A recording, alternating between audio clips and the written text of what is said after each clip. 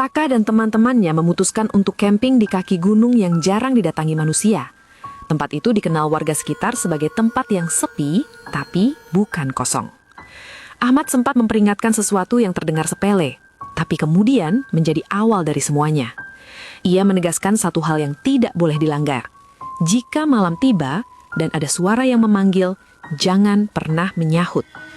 Semua awalnya berjalan normal. Mereka mendirikan tenda, menyalakan api unggun, bercanda, tertawa, menikmati suasana hutan yang dingin dan tenang. Sampai akhirnya, sekitar pukul 11 malam, suasana berubah. Api unggun tiba-tiba mengecil, suara jangkrik menghilang, dan di tengah keheningan itu, terdengar suara, "Bima." Semua langsung diam.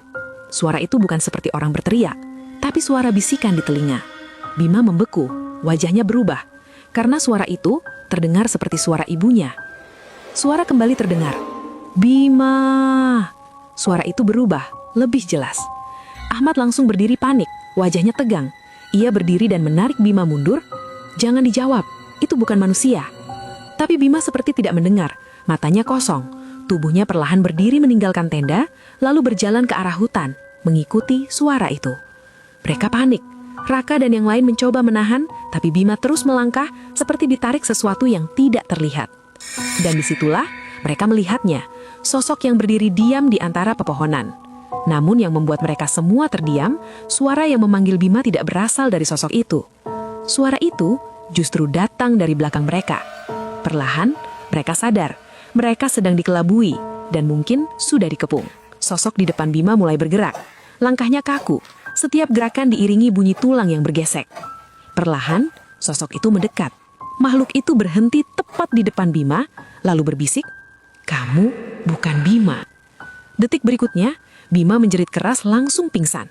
Dan seolah tidak pernah ada, sosok itu menghilang. Suara jangkrik terdengar kembali.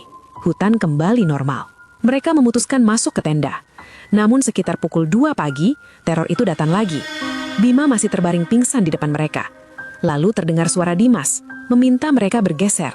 Padahal Dimas berada di sampingnya. Perlahan ia menengok ke arah pojok tenda.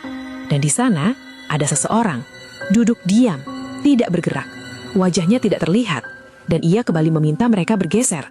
Dan di detik berikutnya, Ahmad langsung berteriak meminta mereka keluar dari tenda. Angin kencang tiba-tiba menghantam tenda saat mereka mencoba keluar. Bergetar keras seperti dipukul dari luar. Mereka semua berlari keluar, dan saat mereka mengecek kembali ke dalam tenda, sosok itu sudah menghilang.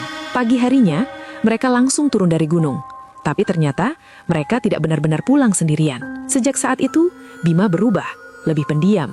Dan saat Raka bertanya tentang kejadian semalam, Bima hanya berkata pelan, "Yang manggil itu ikut pulang."